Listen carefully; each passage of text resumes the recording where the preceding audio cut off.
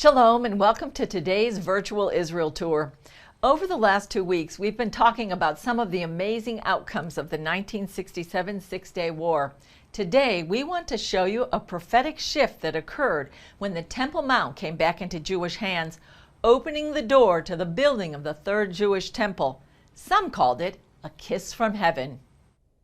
On June 7, 1967, Israeli Brigade Commander Moti Gur made an announcement the Jews had waited to hear for some 2,000 years. Retaking this ground was important for a number of reasons. For one, it's where King Solomon built the first Jewish temple.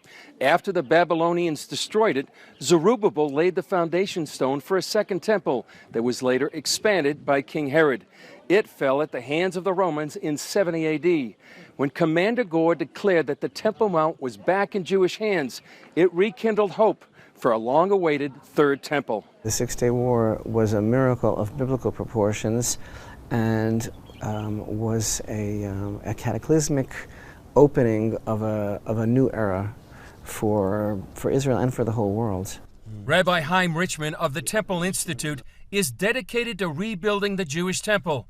He sees the time since the Six-Day War as a prophetic shift. It would be hard, I think, not to see what's happened in the past 50 years as a tremendous jumpstart, a tremendous fast forward. It's more than prophetic.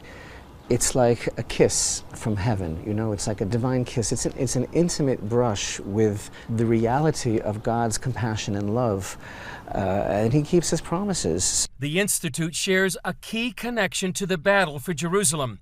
Its founder, Rabbi Yisrael Ariel, served with the 55th Paratrooper Brigade that captured the Temple Mount. After the victory, a Jordanian guide gave them a remarkable tour. His job was to carry the company machine gun. There's a very beautiful photograph of that. He actually, the first night of the liberation of Jerusalem, he was given the task of guarding over the spot of the Dome of the Rock, which of course we believe is the Holy of Holies. The story, though, that he told us is that the soldiers were on the Temple Mount, and it was just like the first hour or so. And they were approached by a Jordanian fellow in Western dress who explained that he was the official tour guide for the Jordanian parliament, and he offered to take the soldiers and show them the sights on the Temple Mount. And he takes the soldiers, you know, the rabbi there, and he says, well, this is exactly where the sanctuary stood. This is where the altar stood, and then this is where the menorah stood. It tells him all these things about the history of the Holy Temple. Finally, the rabbi asked him, why are you telling us all this? And he said, well, we have a tradition from our fathers, they from their fathers, that one day the Jews would wage a war and conquer this mountain and rebuild the Holy Temple. And I assume that you're starting tomorrow.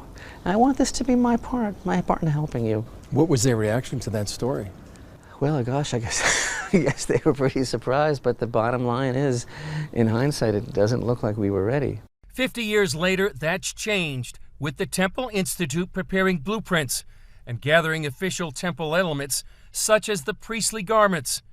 Richman is also dispelling myths about the temple on today's digital loudspeaker, YouTube. Let's start at the beginning. What was the Holy Temple really all about?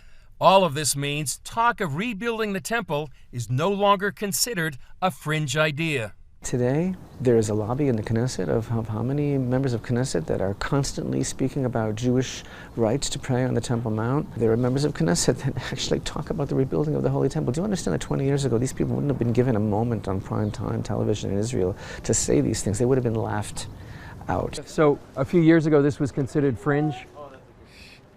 Zealots, lunatics, peculiar. Today it's mainstream. One of those members is Yehuda Glick. 10 years ago, there was not a single member of Knesset who ascended the Temple Mount.